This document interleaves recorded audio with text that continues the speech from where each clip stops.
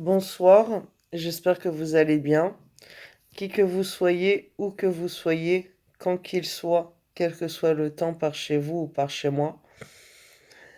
Euh, je voulais revenir sur ces questionnements de harcèlement en réseau.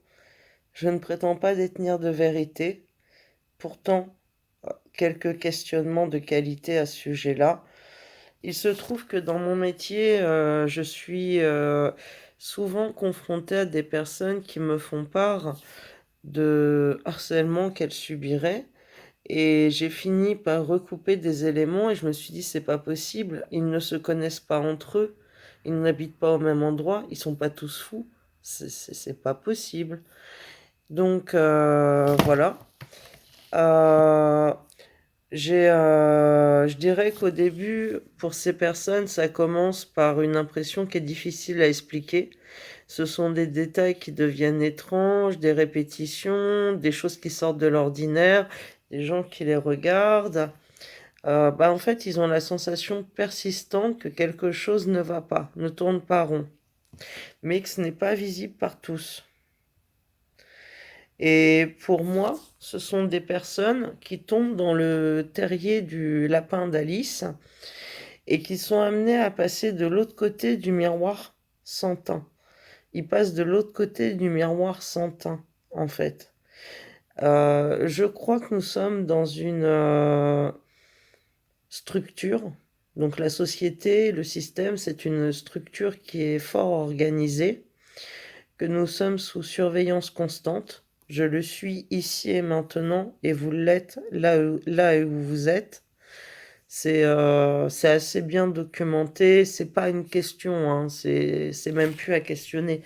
C'est une évidence. Et pour moi, en fait, qu'est-ce qu'on peut faire? Bah déjà, on peut être là les uns pour les autres, tout simplement, par des petits gestes discrets. Quand on sait qu'une personne est stalkée, quand elle nous le fait savoir ou qu'on observe qu'elle est stalkée, on peut ne pas lui dire, parce que sinon ça va la brusquer, mais planter des petites graines en posant quelques questions du type «Ça t'arrive souvent?» ou «Je sais pas, tiens, t'as observé ça régulièrement?» Et il faut pas la faire flipper, il faut la rassurer en disant «Ça arrive ces choses-là». Mais ce qu'on peut faire, c'est surtout agir dans l'ombre. La personne a la peur de sortir de chez elle, faites-lui savoir qu'elle a des alliés. Déposez quelque chose devant sa porte, mais qui n'est pas hostile, qui est positif. Marquez un message sur son chemin. En fait, il faut contrecarrer ce que font les stalkers. Ils font le mal, faisons le bien. Ils ont leurs antennes, leurs ondes, machin. Nous, on peut prier. Nous, on peut faire appel aux agents intermédiaires positifs. Nous pouvons prier. Ils ont leurs ondes, on peut bénir. Il faut pas se laisser faire. Il faut arrêter d'accepter l'idée de la folie. Oui, oui, il y a des personnes qui perdent l'esprit. Il y a des personnes à qui on fait perdre l'esprit. Bien sûr. Donc moi, ce que je pense, c'est qu'il ne faut pas seulement libérer la parole, c'est surtout, on est tous surveillés. Si on fait un pas de travers, on nous ramènera dans le droit chemin. Il faut être là les uns pour les autres, ne pas trop en parler. Bon, je suis en tort là, actuellement.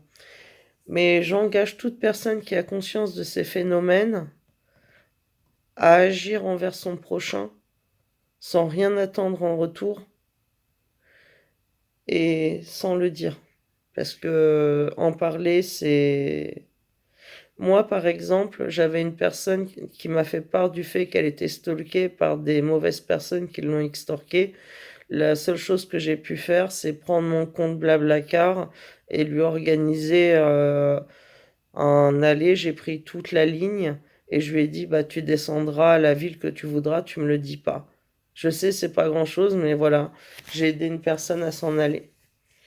Je sais pas si j'ai l'air con ou pas à vous dire ça, mais je crois vraiment qu'il faut qu'on soit là les uns pour les autres. C'est pas tout de parler. Faut pas hésiter à mettre des petits mots, à mettre des symboles, mais positifs, toujours rassurants. Ils veulent semer le trouble, la terreur, la dystopie, l'horreur. Nous, faut qu'on soit là pour faire l'inverse. Chacun à notre niveau, à notre façon. Celui qui ne sait que prier, il prie. Celui qui est capable de faire plus, il fait plus. Voilà. Bonne soirée.